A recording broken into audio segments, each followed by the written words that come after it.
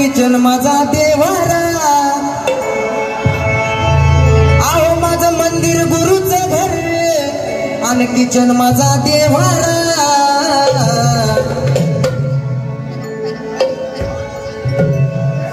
शीतल दादा, माझं मंदिर गुरुचं घर आणि किचन माझा देवारा. साजन दादा, माझं मंदिर गुरुचं घर आणि किचन माझा देवारा. आणि त्यानं काय काय बनवून चारा, त्यानं काय काय बनवून चारा, त्यानं जेवण बनवून चारा आणि माझ्या हातानं बनवून चारा. यातच आनंद मिळतोय सारा. त्यानं काय काय बनवून चारा, यातच आनंद मिळतोय सारा. यात आनंद मिळतोय सारा, यात आनंद मिळतोय सारा, यात आनंद मिळतोय सारा.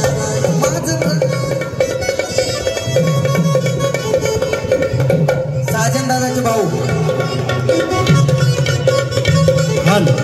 हे पोरग काय म्हणताय कळतंय का तुम्हाला? याचं कारण असं आहे,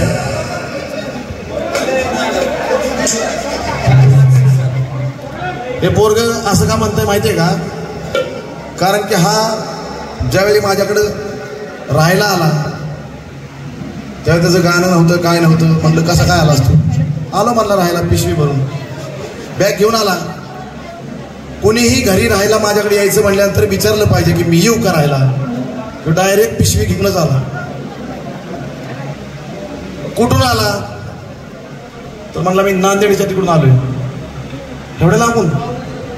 हा, राहायलाच आला का? म्हणलं हा. म्हणलं का? नाही म्हणला मला गाणं शिकायचंय.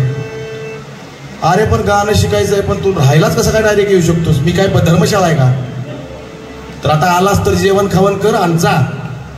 ह्याला बोललो, एक दिवस राहा, लांबून आलास, प्रवास लांबचा आहे तुझा. एक दिवस तू काय कर, मुक्काम कर, जेवण खावण कर, सकाळच्या गाडीने बाळा जा. तू इथं काय पोरं ठेवत नाहीत, आम्ही बंद केली. साजन शीतल ही राहिली पहिले, त्याला वाटलं तसंच आहे आता बी. ते बी आलं. म्हणलं थांबवलंय मी, आता काय पोरं ठेवत नाही. ठीक आहे म्हणला.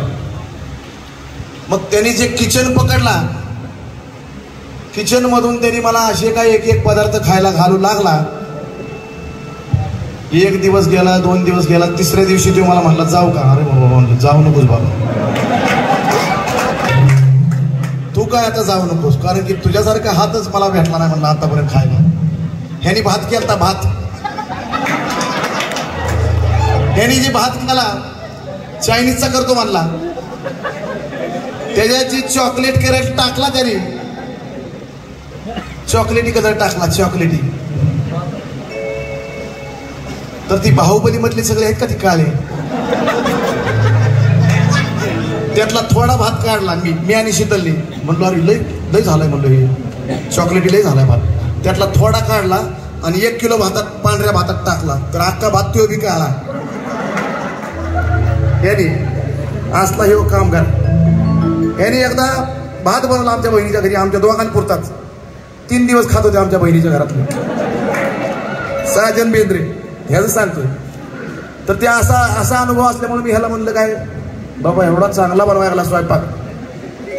तर त्याला आजपर्यंत 8 वर्ष झाली त्या गोष्टीला. 8 वर्ष हा पोरगा माझ्याकडे जाईल, 2 दिवस गेला तरी करमत नाही मला. एवढं छान त्याच्या हाताला चव आहे. दुपारी जर तुम्ही खाल्ला असा त्याच्या हातचा पुलाव अप्रतिम. त्याच्या हाताला एवढी चव आहे. आणि त्याच्या गाण्याचा अर्थ आता तुमच्या लक्षात येईल की तो काय म्हणतोय. त्याला विचारलं की तुझी काय करिअर करायची इच्छा? तो म्हणतो काय नको, बाकी सगळ्यांचे गाणे बिणे झाले. म्हणलं तुला रेकॉर्डिंग करायची का? नाही म्हणला, मला तुमची सेवा जेवढी भेटती तेवढ्यात मला आनंद आहे. आणि तेच त्याने त्या गाण्यात मांडलं. क्या बात आहे, सर्वांनी जोरदार झाला.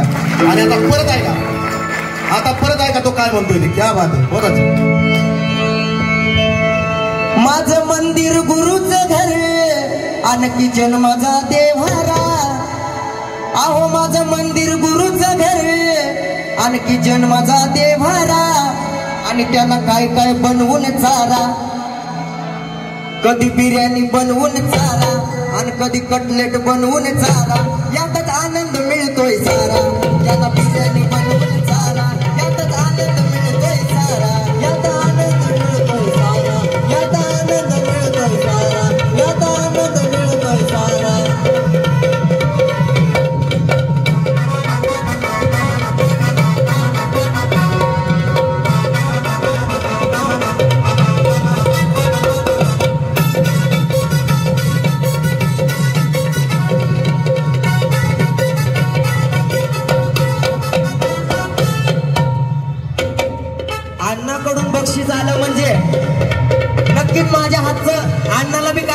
केलेलेच असणार आहे. अण्णांकडून आलं म्हणजे आईकडून सुद्धा आलंय बक्षीस तुला घे. वा आईकडून सुद्धा. आई आई तुम्हाला कुठलं कालवण आलं आवडलं माझ्या हातचं? खिचडी.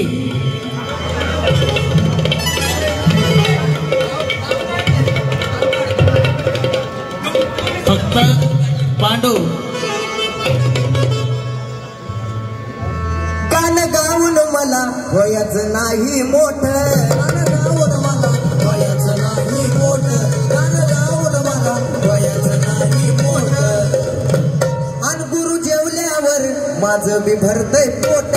गुरु जेवल्यावर माझं बी भरतय पोट. गुरु जेवल्यावर माझं बी भरतय पोट. कान गाऊन मला वयाचं नाही मोठ.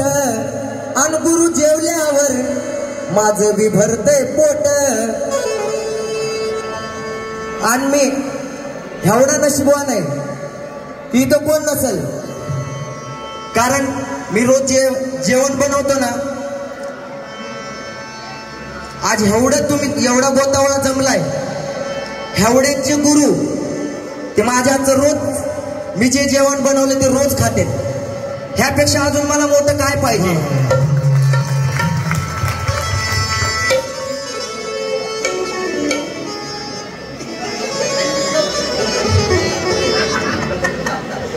मी तर समजतो ह्याच्या पुढे कुणाचं नशीब नसेल. कारण रोज त्यांच्या समोर रोज उठलं. आज गुरुपौर्णिमा माझ्या आईने सुद्धा बक्षीस दिलंय. 100% आईला मी घरी काय तर मी चांगलीच भाजी बनवून चारवणार. आज गुरुपौर्णिमा आहे. तुम्ही एवढे सगळेजण आहेत तेवढ्यामधून मला